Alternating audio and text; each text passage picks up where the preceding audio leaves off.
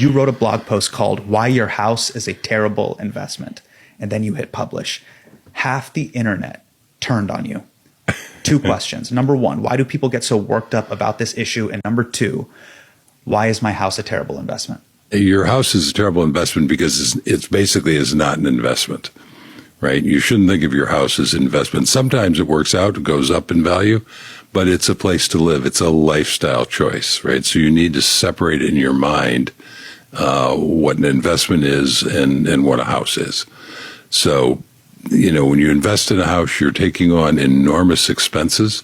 You've got your mortgage, which everybody thinks of, and they say, I can buy this house and the mortgage is no more than my rent. And they're forgetting conveniently about, there's real estate taxes, right? And then there's all the maintenance and repairs on it. And you're going to buy the house and not remodel the kitchen? You're never going to remodel the kitchen in your apartment, but very few people buy a house and don't start immediately changing it. You're going to buy furniture for it. You're going to buy appliances for it. It's never ending. And all that's fine. Monies can be used for a lot of things. I've owned houses most of my adult life. I'm not saying don't own a house. I'm saying don't confuse yourself thinking it's an investment. Your house and my house are both actively trying to return to dust in the earth.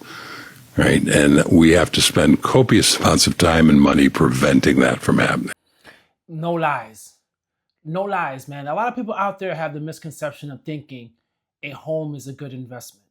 Now, before you guys beat me up on the comments down below, I would like to say this as well, because we cannot just act like majority of the wealth that people in society build due to a lack of having the ability to save and invest, right, in the 401ks or the 403bs or whatnot, that having a home is the only path for majority of society to build wealth. And to me, that's where the whole discussion gets, it gets really, really tough. Really, really tough for people to differentiate between home as an investment and home as a place to live. You see, some people have the luxury of buying a house, putting a nice hefty down payment, having their mortgage payment only be 10 to 15% of the monthly income, still able to travel, still able to remodel and do all those things in life. And they see a home as just a place to live. 100% true. That's the truth.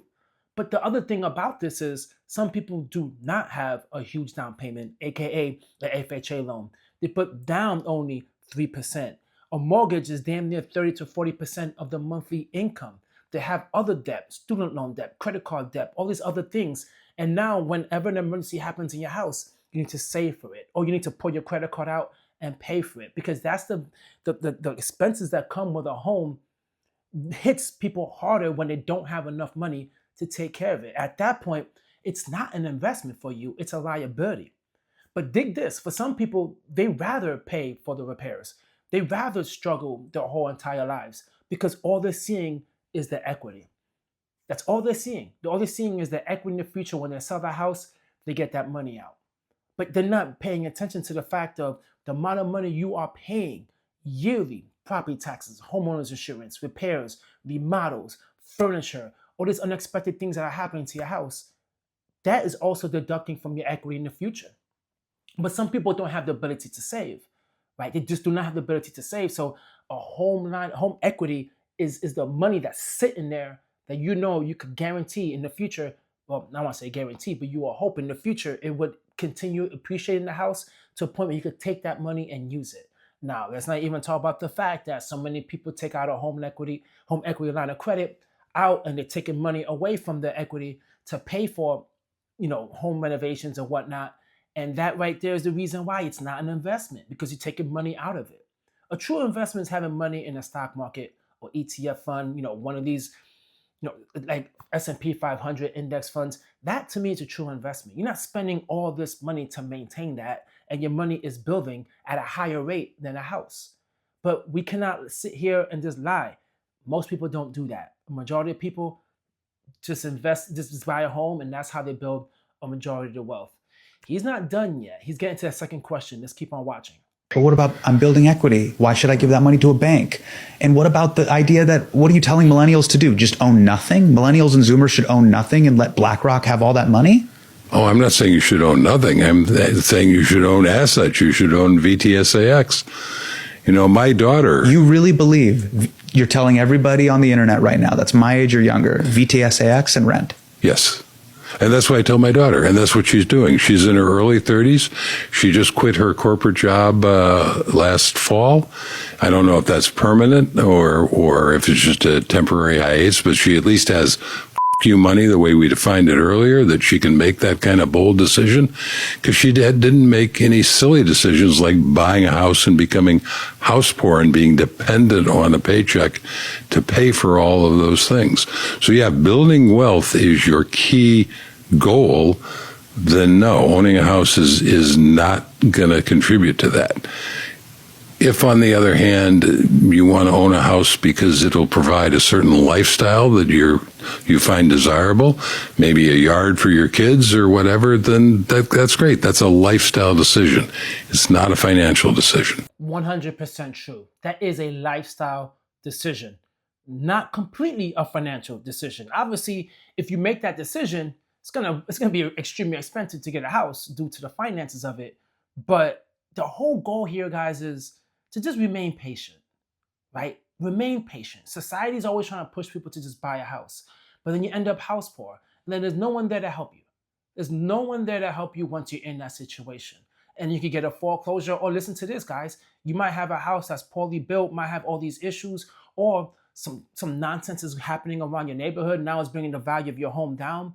There's so many things that's in play, and you're gonna have to spend the rest of your life trying to protect your house. Where it's true what he said, man. Just put money into investments, continue renting as long as you possibly can until you can make that leap to buy a house because you just want to buy a house and you have the money for it.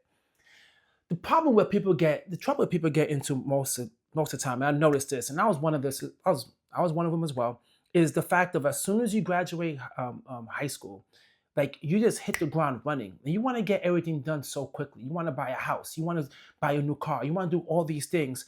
And these are things that hold you back and make you way more reliant and working on 9 to 5 to get that paycheck to sustain that lifestyle.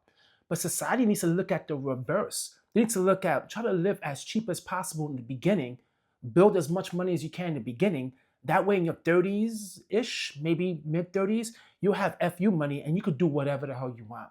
Now buying a house is not a big deal. Now switching jobs is not a big deal. Maybe you continue want to rent and you want to live in other cities. You want to move to another state. You have all these options. But the problem is people get caught up in buying a house or doing other dumb financial decisions, which keep you stuck in a 9 to 5 grind for years. And for some, even into the retirement age. And that's the things that you need to neglect. Guys, drop a comment down below and let me know. Are you on team buy a house or are you renting? Like, what do you think is the ideal situation? Now, this is going to be some interesting comments. I already know that because right now trying to buy a house is extremely difficult, especially with the rates being so high. So some people feel like, well, I have no damn choice.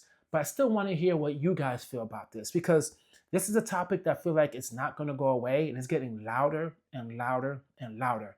One side in the end is going to be proven correct. Now, obviously, it depends upon your personal finances. Everyone's situation is different, but the majority of society right now, they're not sure exactly how to feel about this. So drop a comment down below, guys. I would love to hear it. At the same time, hit the like, leave a comment, and subscribe. Catch you guys on my next video. Peace.